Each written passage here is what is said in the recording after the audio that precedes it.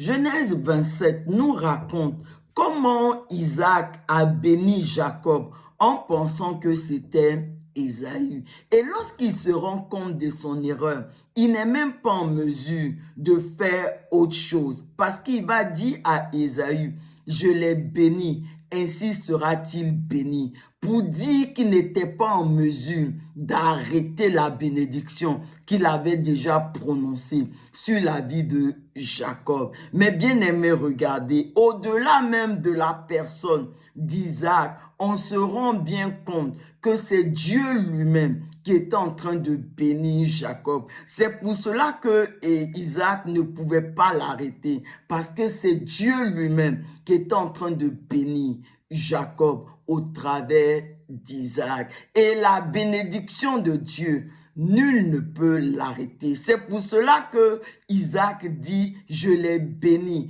ainsi sera-t-il béni. Et effectivement, lorsqu'on regarde l'histoire de Jacob, il va aller chez son oncle Laban. Son oncle Laban va le tromper, va le maltraiter. Mais il y a une chose que son oncle Laban ne pourra pas faire.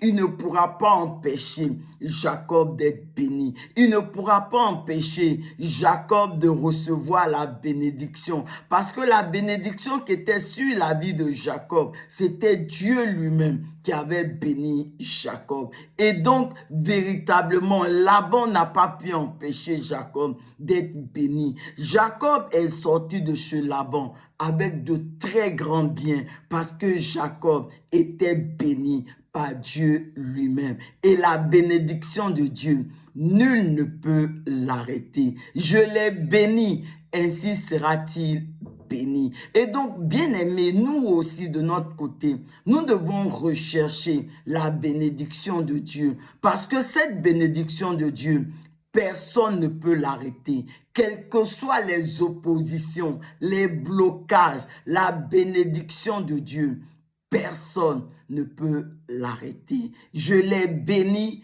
ainsi sera-t-il béni.